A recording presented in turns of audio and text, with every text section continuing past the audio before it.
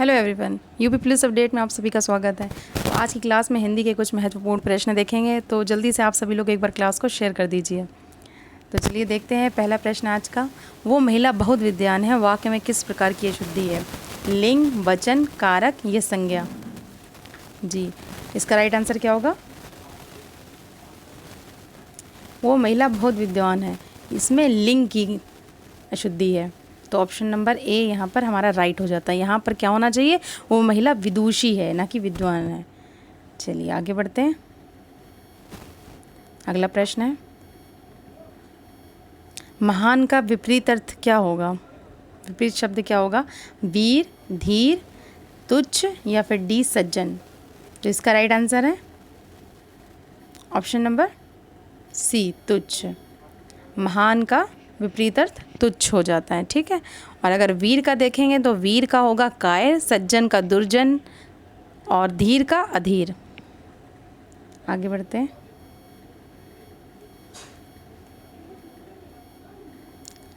स्वास्थ्य से समस्याओं के लिए हम दवा का सेवन करते हैं और कई उपाय हैं, इनके खाली स्थान के लिए उचित विकल्प बताइए। ए कई ढूंढते, बी निकली निकालते या फिर सी जुड़ी आजमाते या फिर संबंधित इनमें से कोई नहीं या संबंधित नहीं, ठीक है। अब स्वास्थ्य से जुड़ी समस्याओं के लिए हम दवा का सेवन करते हैं और उपाय आजमाते हैं, तो ऑप्शन नंबर यहाँ पर सी राइट हो जाता है।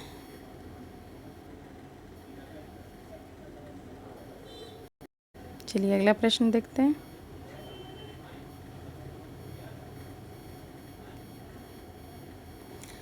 महादेवी वर्मा का प्रथम काव्य संकलन कौन सा है? नीरजा, रश्मि, निहार या फिर दीपशिखा? इसका राइट आंसर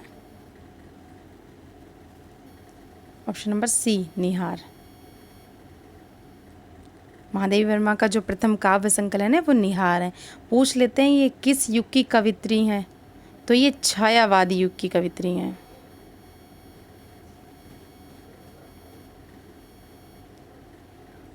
मेल है तो कवि होगा और अगर फीमेल होती हैं तो कवित्री कहलाती हैं, तो ये छायावादी युग की कवित्री हैं। और इनको हिंदी के विशाल मंदिर की वीणा पाड़ी भी कहा जाता है। क्या कहा जाता है? वीणा पाड़ी।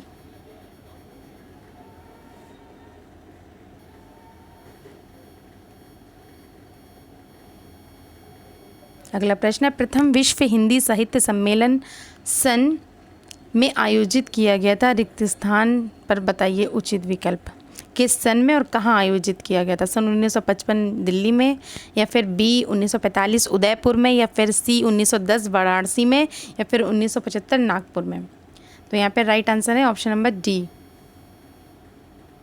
जी, 1975 में प्रथम विश्व हिंदी साहित्य सम्मेलन सन 1975 ईस्वी में नागपुर में आयोजित किया गया था।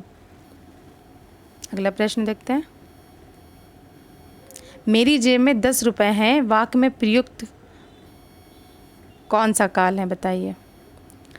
संदिग्ध वर्तमान काल, अपूर्ण वर्तमान काल, संदिग्ध वर्तमान काल या फिर पूर्ण वर्तमान काल? यहाँ पर वर्तमान काल की बात चल रही है ना। मेरी जेब में 10 रुपए हैं, तो यहाँ पर ये ऑप्शन नंबर डी राइट हो जाता है। पूर्ण वर्तमान काल ये वाक्य है। आगे बढ़ते हैं। प्रश्न है, अग्र का विलोम शब्द क्या होगा? अग्र मतलब आगे का विलोम शब्द क्या होगा? नीचे, पश्च, सी पूर्व या फिर डी आगे? तो अग्र का पश्च, पीछे, ठीक है। नीचे का ऊपर, पूर्व का पश्चिम, आगे का पीछे। चलिए अगला प्रश्न देखते हैं।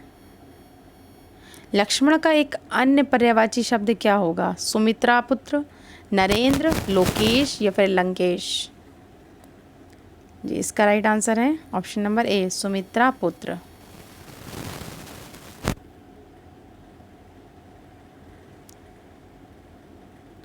जो लंकेश है ना, तो लंकेश को रावण के संदर्भ में प्रयोग किया जाता है, और अगर बाकी सारे हम देखते हैं तो वो पर्यायवाची की शब्द से दृष्टि से असंगत हैं सारे शब्द। तो एक सुमित्रा पुत्र ही बचा, तो लक्ष्मण का एक अन्य पर्यायवाची सुमित्रा पुत्र होगा, ठीक है। आगे बढ़ते हैं। दिए गए विकल्पों में से सही वाक्य पहचानिए। ए, ईमानदारी मनुष्य का श्रेष्ठ लक्षण है, या फिर बी, ईमानदारी मनुष्य का श्रेष्ठ आचरण है, या फिर सी, ईमानदारी मनुष्य का श्रेष्ठ व्यवहार है, या फिर डी, ईमानदारी मनुष्य का श्रेष्ठ गुण है। तो इसका राइट आंसर कौन सा होगा? ऑप्शन नंबर डी, ईमानदारी मनुष्य का श्रेष्ठ गुण है। ठीक है, बाकी सभी उदाहरण कोई ना कोई त्रुटि उसमें देखने को मिल रही है, तो ऑप्शन नंबर डी ही राइट है। अगला प्रश्न, मेरे को बाजार जाना है वाक्य में किस प्रकार की अशुद्धि है? ए, वचन, बी, सर्वनाम, सी, संज्ञा, या फिर डी, लिंग। जी, इसका ऑप्शन बताइए कौन सा राइट है।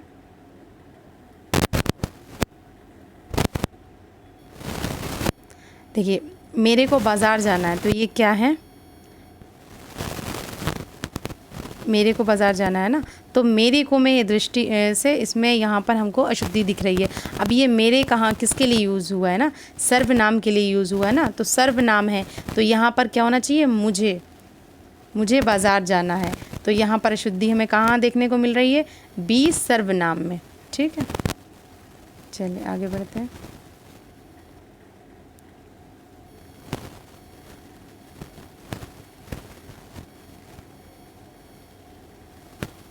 निम्न विकल्पों में से कौन सा सरोवर का पर्यायवाची शब्द नहीं है? ए, तड़ांग, बी, शतदल, सी, सर, या फिर डी, जलाशय। तो कौन सा नहीं है? सरोवर का कौन सा नहीं है, बताइए। Option number B, Shatdal. बाकी सभी सरोवर के पर्यायवाची शब्द हैं। अगला प्रश्न देखते हैं। अमीर खुसरो का वास्तविक नाम क्या था? ऑप्शन नंबर ए है अब्दुल राही, बी, शिव प्रसाद, सी, अब्दुल हसन, या फिर डी, सुदर्शन।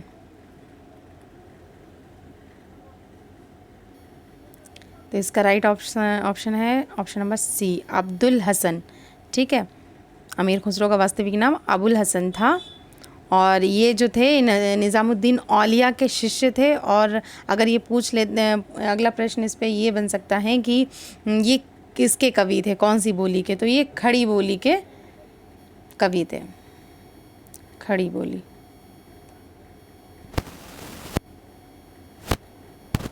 ठीक है,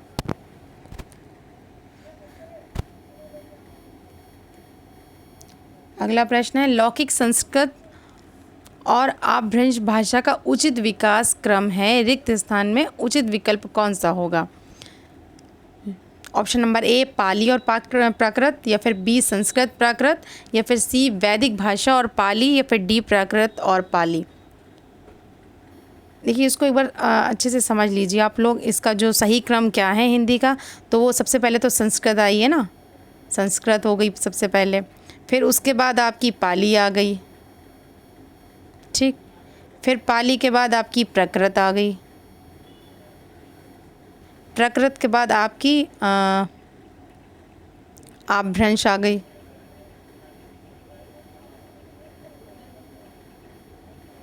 अपभ्रंश के बाद अवहट आई है,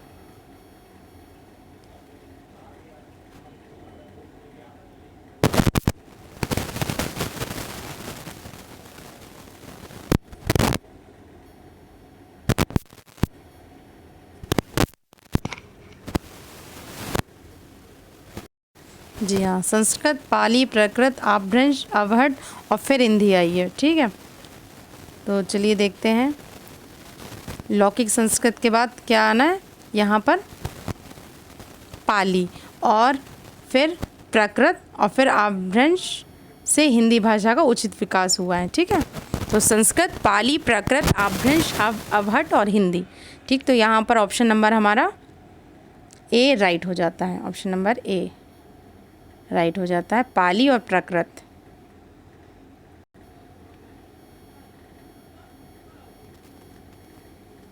अगला प्रश्न है, घटा शब्द का बहुवचन रूप कौन सा है? घटाए, बी, घटाए, सी, घटाओ, या फिर घटाइया। जी, इसका राइट आंसर बताइए। इसका राइट आंसर है ऑप्शन नंबर ए, घटाएं। ठीक है, आगे बढ़ते हैं। अगला प्रश्न है, अलका सरावगी को किस रचना के लिए हिंदी साहित्य अकादमी का पुरस्कार मिला है?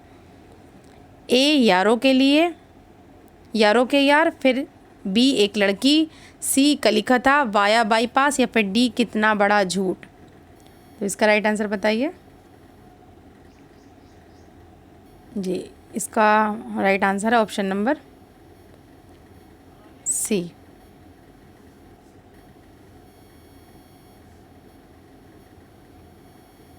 काली कथा वाया बाईपास। और कब मिला है इन्हें ये? तो ये मिला है इनको 2001 में, 2001 ईस्वी में इनको इसके लिए हिंदी साहित्य अकादमी का पुरस्कार मिला है। और अगर इनकी अन्य रचनाओं की बात करते हैं तो उसमें कोई बात नहीं, एक ब्रेक के बाद और शेष कादम्बरी वगैरह प्रमुख हैं। आगे बढ़ते हैं जी। अगला प्रश्न है, जहाँ गाठ जहाँ तहाँ रस नहीं, जहाँ ये जानत सब कोई, किस अलंकार का इसमें प्रयोग हुआ है? देखिए, ए उपमा, बी यमक, या फिर सी श्लेष, या फिर डी अनुप्रास अलंकार। देखिए, जहाँ गाठ तहाँ रस, वहाँ तहाँ रस नहीं, ये जो गाठ का यूज़ है यहाँ पर इसके दो अलग अलग इसके, यानी इसमें कई सारी चीज़ें चिपकी हुई हैं, जिसका क्या होता है राइट आंसर जी, यमक अलंकार। ठीक है, वो सॉरी श्लेष अलंकार, ऑप्शन नंबर सी यहाँ पे राइट होगा, श्लेष अलंकार। इसका मतलब होता है ना चिपकना, गाठ। अब यहाँ गाठ के दो मायने हैं। पहला तो है गन्ने की गाठ जो होती है ना, रसहीन होती है, और उसी प्रकार इसमें दूसरा इसका आंसर निकलेगा अविश्वास। ठीक है, यानी कि जिस प्रकार गन्ने की गाठ रसहीन होती है, उसी प्रकार अगर संबंध में, अगर किसी रिश्तों में अविश्वास पैदा हो जाए, उसके बीज पड़ जाए, तो वो भी रसहीन हो जाता है। तो यहाँ गाठ से दो निकले हैं, तो वो श्लेष अलंकार हो गया है। ठीक है, एक शब्द के जब एक से ज़्यादा अर्थ निकले तो वहाँ पर श्लेष अलंकार होता है। ठीक है, और यमक अलंकार कहाँ पे होता है? यमक अलंकार वहाँ पे होता है जहाँ पर दो शब्द दिए हो, मतलब एक ही शब्द दो बार प्रयोग किया जाए लेकिन उसके अर्थ फिर अलग अलग हो, तो वो यमक अलंकार होता है।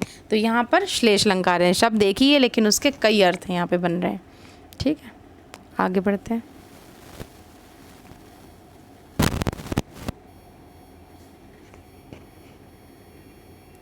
जी। अगला प्रश्न है, इनमें से मैथिली शरणगुप्त की रचना कौन सी नहीं है? साकेत, प्रिय प्रवास, भारत भारती, या फिर रंग में भंग। जी, इसका राइट आंसर क्या होगा? ऑप्शन नंबर बी, प्रिय प्रवास नहीं है। बाकी साकेत, भारत भारती, रंग में भंग, ये सभी मैथिली शरण की गुप्त की रचनाएं इनकी हैं। ठीक है, और इसके अलावा इनकी झनकार, द्रौपर, जयव्रत वध, पंचवटी इत्यादि भी हैं। आगे बढ़ते हैं। दिए गए विकल्पों में से भ्रांतिमान अलंकार का उदाहरण बताइए। ओस बिंदु चुग रही हंसनी मोती उनको जान, या फिर हरिमुख मनोमधुर मयंक, या फिर तारे आसमान के हैं आए मेहमान बनी, सखी मयंक तब मुख सम सुंदर। बताइए राइट आंसर इसका कौन सा होगा?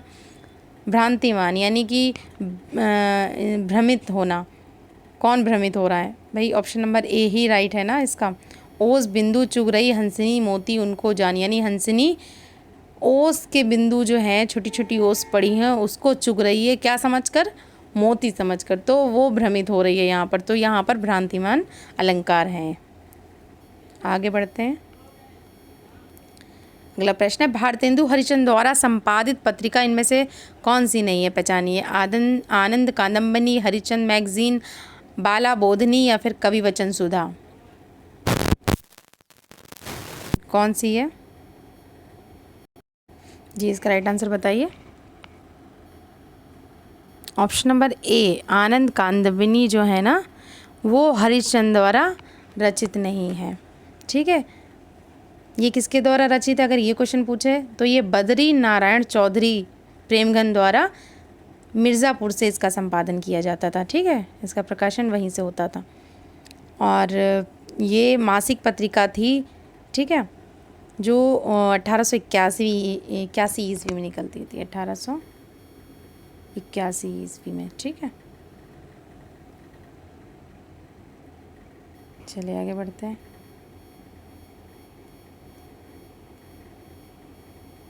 दिए गए विकल्पों में से अनुप्रास अलंकार का एक उदाहरण बताइए, उचित उदाहरण पहचानिए कौन सा है। सारंग ले सारंग चली, या फिर बी नव जीवन दो घनश्याम हमें, या फिर अब जीवन में नहीं है अब जीवन में नहीं जीवन है, या फिर डी कानन कठिन भयंकर भारी। तो अनुप्रास अलंकार सबसे पहले इसकी पहचान समझिए क्या होती है। जहाँ पर एक ही वर्ण की एक ही अक्षर की बार बार आवृत्ति हो तो वहाँ पर अनुप्रास अलंकार होता है। अब अगर हम देख लेते हैं कि सारंग ले सारंग चली, तो बीच में ले आ गया, नवजीवन दो घनश्याम हमें, इसमें भी वर्णों की आवृत्ति बार बार नहीं आ रही है। अब जीवन में नहीं जीवन है, इसमें भी बार बार आवृत्ति नहीं, जा जा है दो बार, लेकिन बीच में कुछ शब्द आ गए हैं। ऑप्शन नंबर डी ही हमारा यहाँ पर राइट हो जाता है, कानन कठिन भयंकर भारी। का भा भा दो बार ये वर्णों की आवृत्ति बार बार हुई है, तो ये अनुप्रास अलंकार का उदाहरण है। आगे बढ़ते हैं। क्रय का विपरीत अर्थ पहचानिए क्या होगा। बिक्री, खेद, खरीद या फिर विक्रय, क्या होगा।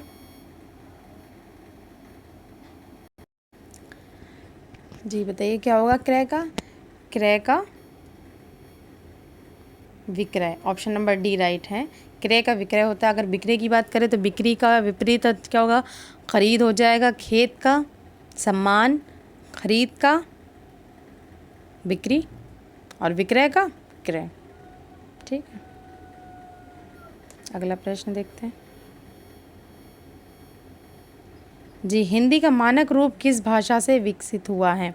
मालवी से, ब्रज से, खड़ी बोली से या फिर अवधी से। तो इसका राइट आंसर है ऑप्शन नंबर सी, खड़ी बोली से। ठीक है, हिंदी का मानक रूप खड़ी बोली से ही विकसित हुआ है।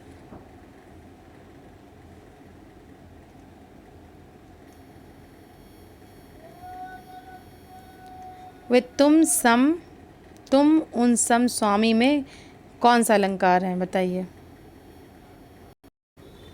जी बताइए। ए उपमा, बी रूपक, सी भ्रांतिमान या फिर डी संदेह। इसका राइट आंसर है ए उपमा। जब किसी से तुलना या समानता जब बताई जाए तो वहाँ पर उपमा अलंकार होता है। यहाँ पर समानता बताई जा रही है प्रजा और स्वामी के मध्य। ठीक है, इन दोनों के बीच समता प्रकट की जा रही है। तो समता, वे तुम उन सम स्वामी। ठीक है, तो यहाँ पर उपमा अलंकार हो जाता है।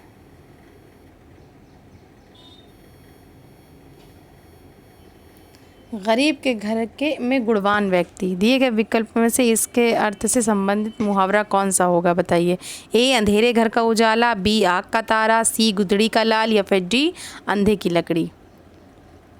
गरीब के घर में गुणवान व्यक्ति, इसका राइट आंसर बताइए। जी, इसका राइट आंसर है ऑप्शन नंबर सी, गुदड़ी का लाल।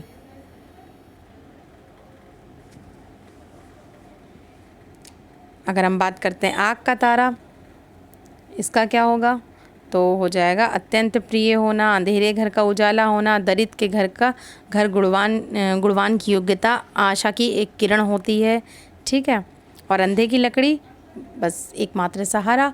तो यहाँ पर गरीब के घर में गुणवान व्यक्ति, गुदड़ी का लाल, इसका राइट आंसर है। चलिए आगे बढ़ते हैं। राजस्थान में अनेक बोलियां बोली जाती हैं। वाक्य में बोलियां शब्द क्या हैं, भाषा है, पुल्लिंग है, स्त्रीलिंग है या फिर बोली है। राजस्थान में अनेक बोलियां बोली जाती हैं, तो जो बोलियां हैं वो क्या हैं।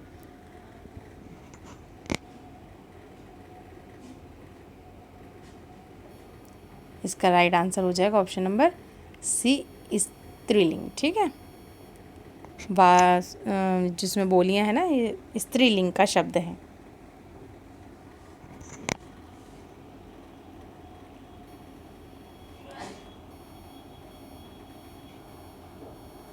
अगला प्रश्न देखते हैं। मौसम आज कुछ सुहाना सा है, वाक्य में सुहाना शब्द किसका परिचय शब्द है। ऑप्शन नंबर ए है विशेष का, बी विशेषण का या फिर सी क्रिया विशेषण या फिर संज्ञा। जी, इसका राइट आंसर है ऑप्शन नंबर बी विशेषण।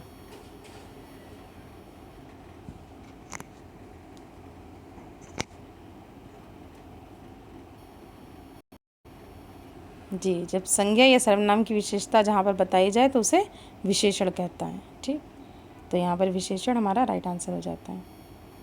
आगे बढ़ते हैं। अगुआ बनकर दिखाने वाला पथ प्रदर्शक क्या कहलाता है? रिक्त स्थान में बताइए। उचित शब्द क्या होगा? मंजिल, रास्ता, लक्ष्य या फिर स्थान? जी, अगुआ बनकर क्या दिखाने वाला ना? रास्ता दिखाने वाला। तो ऑप्शन नंबर बी यहाँ पर राइट हो जाता है। अगुआ बनकर रास्ता दिखाने वाला पथ प्रदर्शक कहलाता है।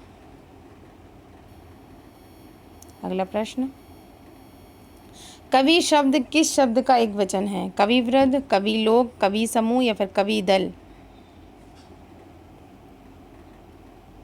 बताइए इसका राइट आंसर क्या होगा?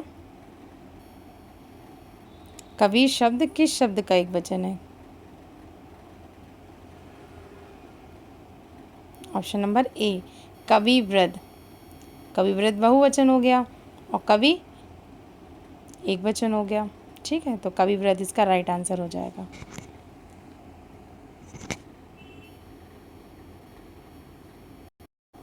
अगला प्रश्न देखते हैं।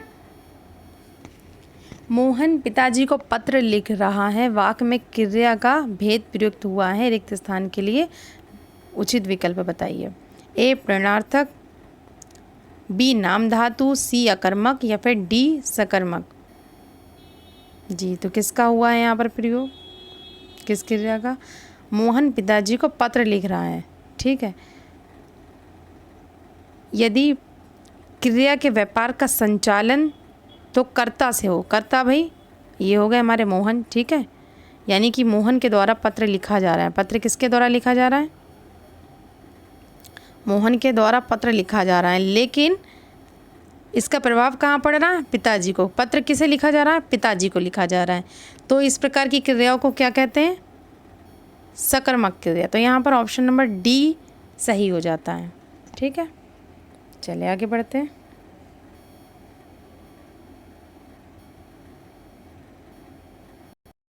जी, पत्ती शब्द का बहुवचन रूप कौन सा है? ए पत्तियाँ, बी पत्ते, सी पत्तियाँ या फिर डी पत्तियाँ? जी, इसका राइट आंसर क्या होगा? ऑप्शन नंबर ए पत्तियाँ। ठीक, आगे बढ़ते हैं। विप्र शब्द का समानार्थी शब्द कौन सा है? ए सहचर, बी विधाता, सी ब्राह्मण या फिर डी याचक? इसका राइट आंसर जी ऑप्शन नंबर सी ब्राह्मण। ठीक है, ब्राह्मण विप्र का। आगे बढ़ते हैं। जी, प्रश्न है धावक तेज गति से दौड़ते हैं, वाक्य में तेज गति जो है वो क्रिया विशेषण का कौन सा भेद है? स्थानवाचक, परिणामवाचक, कालवाचक या फिर डी रीतिवाचक? जी, इसका right answer option number B परिणामवाचक।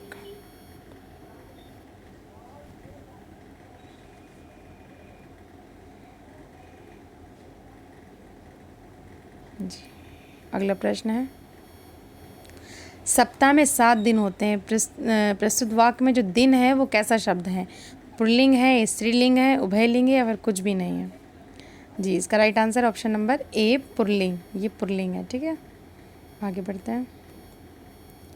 ईश्वर की माया इस लोकोक्ति को पूरा करिए।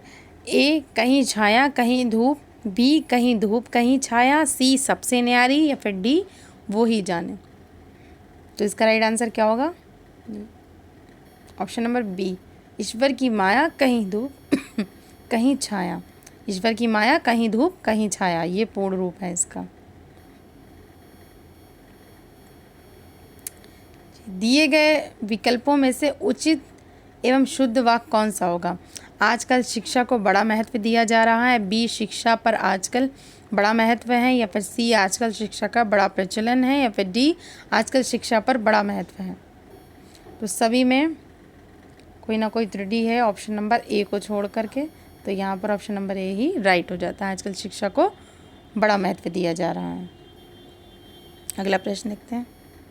व्यास पुरस्कार से सम्मानित उपन्यास न भूतो न भविष्यति किस लेखक की रचना है? ए कुंवर नारायण, बी रामदरस मिश्र, या फिर सी नरेंद्र कोहली, या फिर डी नरेश मेहता। जी, इसका राइट आंसर है option number C Narendra Kohli. ठीक है, और ये किस विधा की रचना है? ये उपन्यास। ठीक है, उपन्यास विधा की रचना है।